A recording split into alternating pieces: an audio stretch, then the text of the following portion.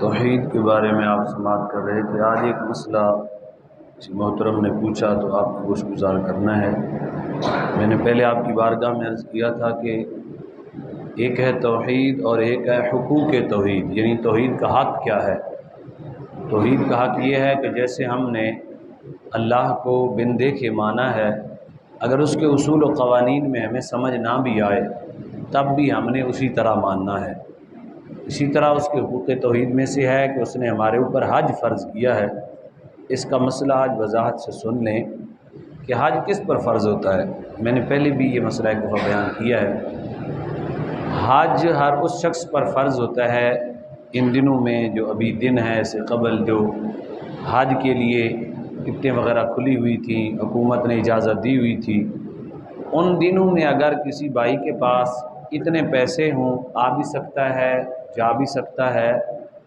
وہاں کے اخراجات بھی اٹھا سکتا ہے، اور اس کے جو گھر کے اخراجات ہیں وہ بھی صحیح طریقے سے چلتے رہیں گے، اس شخص پر حج فرض ہے۔ اگر کسی بھائی کی دکان ہے بہت بڑی اور اس میں اتنا مٹیریل پڑا ہوا ہے کہ اگر وہ حج جتنا اٹھاتا ہے تب بھی اس کی دکان کا سرکل خراب نہیں ہوگا، وہاں سے اللہ اس کو رزق دیتا رہے گا، تو اس کی دکان کے اندر جو مال زیادہ پڑا ہے جس سے سرکل کے علاوہ یعنی اپنا کاروبار کا سرکل اس سے چلا سکتا ہے، تو اس مٹیریل کا حساب لگائے گا، وہ فیکٹری ہو، وہ دکان ہو، جو چیز بھی ہو، اگر اتنے پیسے بن جاتے ہیں آنے جانے کے لیے تب بھی اس شخص پر حج فرض ہوگا۔ جو شخص اللہ کا فرض ادا نہیں کرتا وہ اللہ کا غضب کا مستحق ہو جاتا ہے۔ بڑے بڑے وظیفے کام نہیں آتے، بڑی بڑی دعائیں کام نہیں آتی، بڑی بڑی بلائیں بڑے بڑے اچھے لوگوں سے نہیں ٹلتی، بڑی بڑی مصیبتیں نہیں ٹلتی، بندہ مایوسی کی طرف چلا جاتا ہے کہ میں نے ہر راستہ اختیار کیا ہے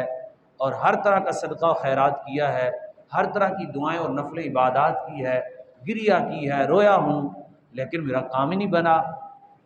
یاد غور سے سن لیں، کسی نہ کسی طریقے سے اس کا کوئی فرض رہ گیا ہوتا ہے، اللہ کا فرض، اس میں وہ غافل ہوتا ہے،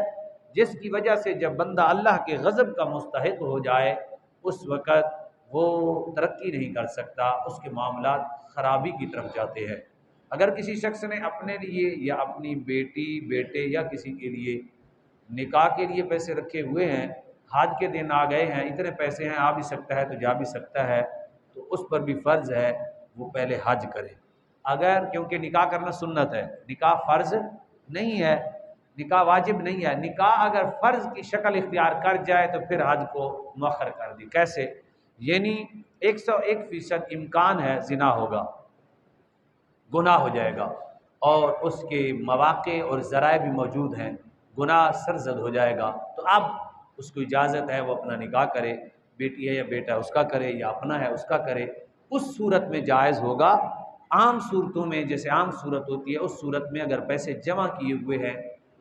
کسی ان دنوں میں کسی کو پینشن ملی ہے، اس کے پاس پیسے آئے ہیں تو اس وقت بھی اس پہ حج فرض ہو جائے گا۔ تو اس طرح سے کہیں سے پیسے آئے ہیں، لینے تھے، ان دنوں میں آئے ہیں، قرض نہیں دینا، اضافی ہیں، تو اس پر بھی حج فرض ہو جائے گا۔ جس پر حج فرض ہے